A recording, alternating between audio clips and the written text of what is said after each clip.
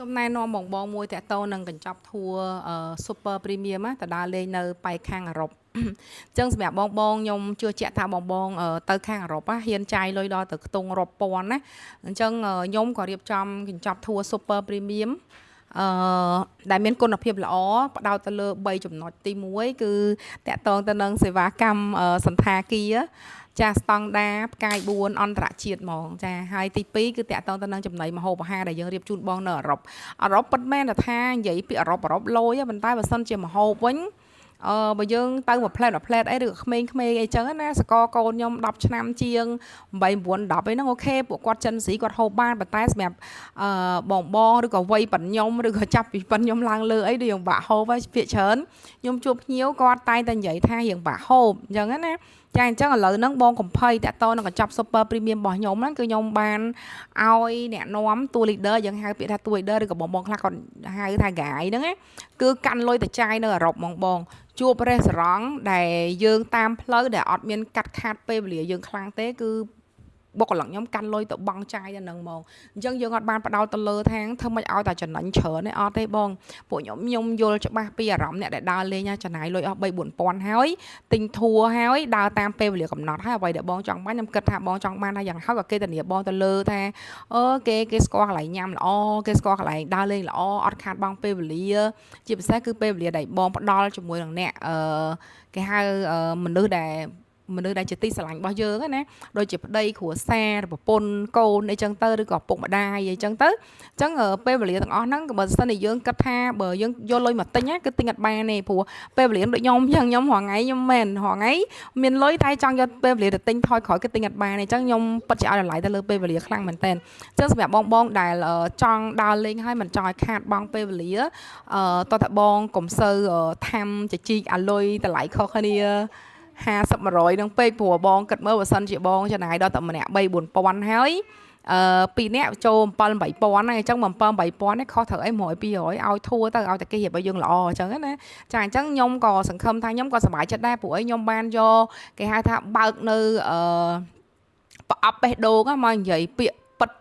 មកជូនដល់កាន់អតិថិជនរបស់ខ្ញុំហ្មងភាគច្រើនហើយអ្វីដែលខ្ញុំណែនាំបងគឺខ្ញុំអត់ដែរធ្វើឲ្យខុសពីការដែលខ្ញុំនិយាយទេមានតែថាឥឡូវការណែនាំរបស់ខ្ញុំហ្នឹងគឺខ្ញុំនិយាយត្រឹមតែ7ឬក៏6ពេលដែលធ្វើជូនអ៊ំពូមីងទៅដល់10ឬក៏20ចាហ្នឹងជាចរិតផ្ទាល់របស់ខ្ញុំហ្មងចាអញ្ចឹងការទៅដើរលេងនៅប៉ែកខាងអឺរ៉ុបនេះប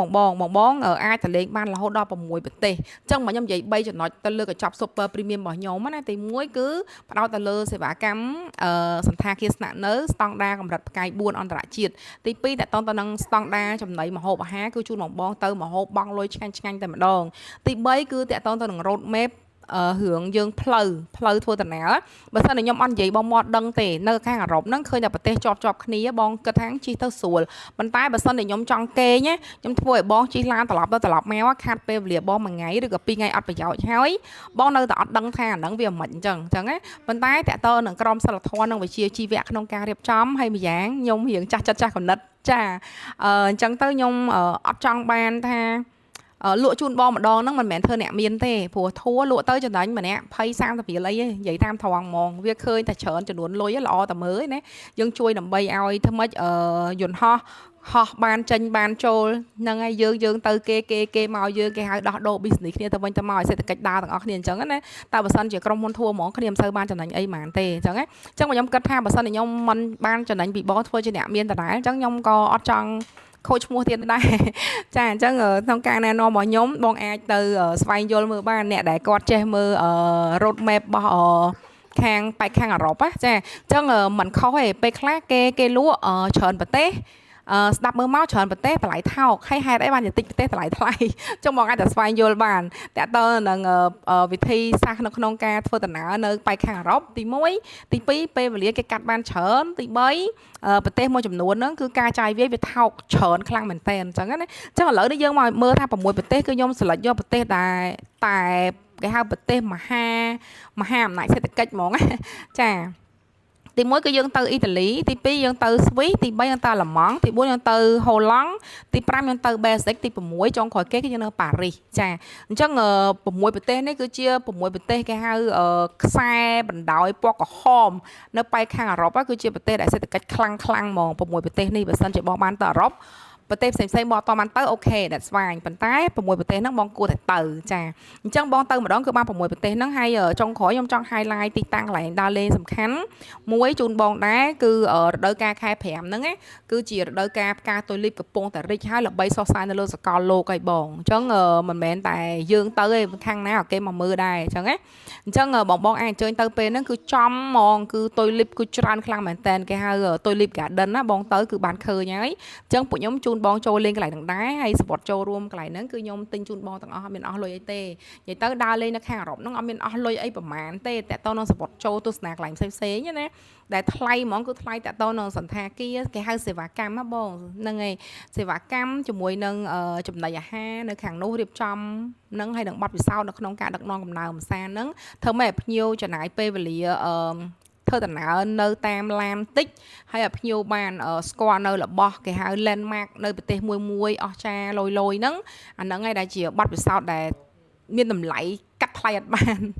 ចាព្រោះថាពេលប័ណ្ណពិសោធន៍ទាំងអស់ហ្នឹងគឺត្រូវការចំណាយពេលលុយហើយចំណាយពេលវេលាច្រើនក្នុងការស្វែងយល់សិក្សាពីវាអញ្ចឹងសម្រាប់ពួកខ្ញុំហ្មងយើងរៀបអឺរ៉ុបហ្នឹងមកប្រហែលជាចូល10ឆ្នាំហើយចា10ឆ្នាំហើយអញ្ចឹងគ្រប់គ្រាន់ហើយចាសម្រាប់បទពិសោធន៍ទាំងអស់ហ្នឹងចុះសង្ឃឹមថាបងដែលចង់អញ្ជើញចូលរួមម្នាក់3750ហ៎បងចាម្នាក់3750ចេញតារានៅថ្ងៃទី2មកថ្ងៃទី12ខែ5ហើយធួហ្នឹងគឺកម្រិតកញ្ចប់ super premium បងចង់ទិញឲ្យប៉ាម៉ាក់អីដើរលេងអ៊ំអីឬក៏ចង់ទៅលេងខ្លួនឯងអីខ្ញុំពិតជាណែនាំមែនថ្ងៃហ្នឹងអត់សូវមនុស្សអត់សូវច្រើនទេហើយឥឡូវហ្នឹងរដូវកាលហ្នឹងគឺដើរលេងអាកាសធាតុគឺអូខេហ្មងមកល្អមកស្អាតហ្មងចាយើងស្លៀកម៉មអីយើងអាចដូរកៅអៅបានច្រើនគេហៅថាច្រើនសន្តានអញ្ចឹងណាចាស្អាតខ្លាំងហើយមួយទៀតតកតងទៅនឹងវីសាវិញបងអត់បញ្ហាទេតកតងវីសាខាងអឺរ៉ុបបងស្ទើរតិចតួចអីខ្ញុំអាចហ៊ាននិយាយថាខ្ញុំភាគច្រើនខ្ញុំអាចជួយភ្ញៀវបានច្រើនអញ្ចឹងណាដោយសារតែយើងធ្វើការជាមួយក្រុមហ៊ុននៅខាងអឺរ៉ុបផ្ទាល់អញ្ចឹងទៅដៃគូរបស់យើងធំហើយម្យ៉ាងដៃគូ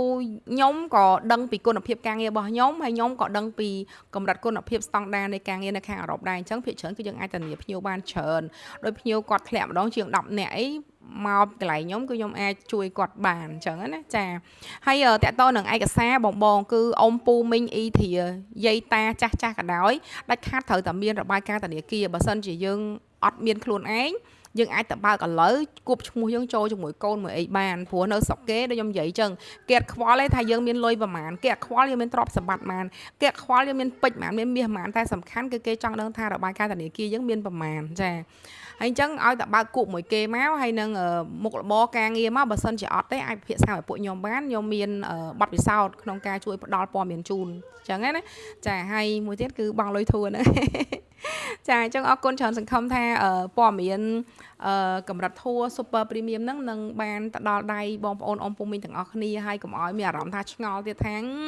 ហេតុអីក៏ថ្លៃម៉ែមិនបានថ្លៃជាងគេម៉ែមិនបានគេច្រើនប្រទេសជាងមិនក៏ថោកអីចឹងណាចាអញ្ចឹងมันប្រកាសទេថាច្រើនជាងនឹងវាល្អ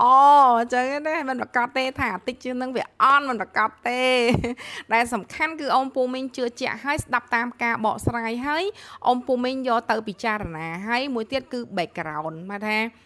ប្រវត្តិរបស់ក្រុមហ៊ុនចាមើលតាមនឹងអ្វីដែលខ្ញុំណែនាំជូនហ្មងព្រោះខ្ញុំក៏មិនអាចអះអាង 100% អត់មានអីបញ្ជាក់ទេចាអរគុណច្រើនជម្រាបលា